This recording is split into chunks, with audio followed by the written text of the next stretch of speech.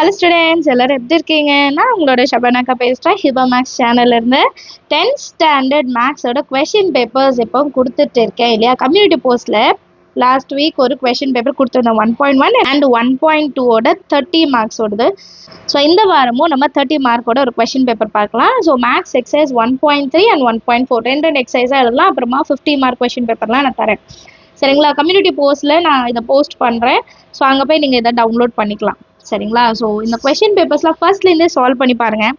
கண்டிப்பாக உங்களோட சென்டம் சேலஞ்சில் வந்து இது ரொம்ப பெரிய ஹெல்ப் பண்ணும். சரிங்களா? ஸோ இந்த multiple choice question first one பாருங்கள்.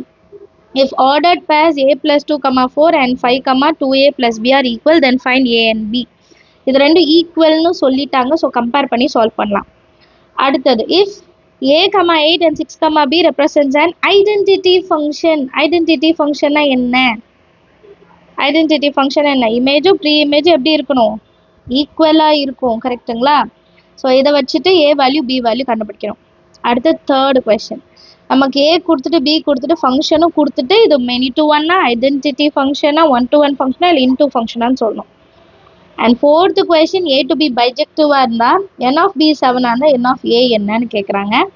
அண்ட் ஃபிஃப்த்து கொஸ்டின் ஈக்குவேஷன் கொடுத்துட்டு இது ஃபங்க்ஷன் வந்து லீனியரா, கியூபிக்கா, ரெசிப்ரோக்கலாக, குவாட்ராட்டிக்காக கேட்குறாங்க. 5 மார்க்ஸ் அண்ட் 5 2 மார்க்ஸ். நான் சாய்ஸ்லாம் கொடுக்க மாட்டேன். 5 2 மார்க்ஸ் தான் 5 2 மார்க்ஸ் அட்டென்ட் பண்ணணும். சிக்ஸ்த்து கொஸ்டின் பாருங்கள். let f of x is equal to 2x plus 5 if x is not equal to 0, then find f of x plus 2 minus f of 2 by x. இது ஒரு வாட்டி question பேப்பரில் கேட்ட 2 mark. So கவனமாக பார்க்கணும். நான் question பேப்பரில் கொடுக்குற சம்மெல்லாம் ரிப்பீட்டட் கொஷின்ஸாக எதையுமே ஸ்கிப் பண்ணிடாதீங்க. சரிங்களா?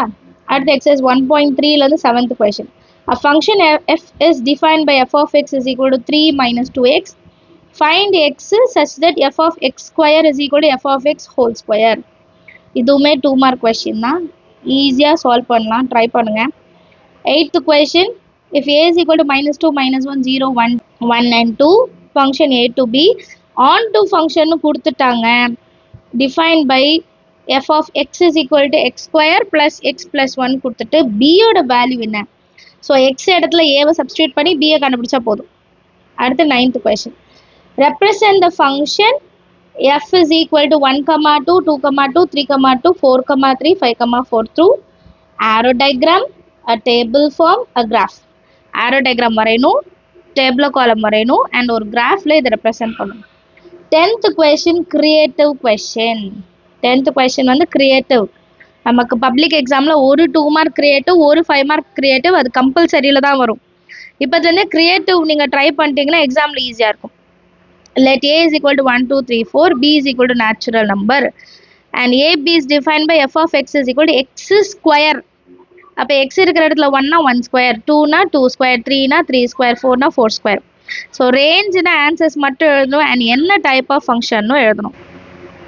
அடுத்தது 5 மார்க் கொஸ்டின். ஃபஸ்ட்டு கொஸ்டின் வந்து எக்ஸசைஸ் 1.3. எஃப் ஆஃப் எக்ஸோட வேல்யூ கொடுத்துட்டு நமக்கு நிறைய ஃபங்க்ஷன்ஸ் கொடுத்துருப்பாங்க, சால்வ் பண்ணும். அடுத்து 12th கொஸ்டின் 1.3ல லாஸ்ட் கொஸ்டின். சரிங்களா? இதோட வீடியோஸ் எல்லாமே நம்ம சேனலில் இருக்குது, மறக்காமல் போய் பாருங்கள். இப்போதுலேருந்தே உங்களோட ஆனுவல் எக்ஸாமுக்கு ப்ரிப்பேர் பண்ணலாம் நம்ம. Next 13th question. A function f minus 5 to 9 is defined as limit கொடுத்துட்டாங்க.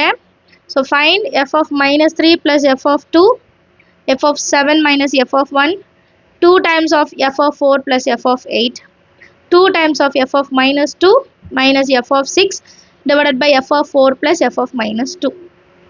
ஸோ டோட்டலாக 30 மார்க்குக்கு கொஷின் பேப்பர் செட் பண்ணியிருக்கேன்.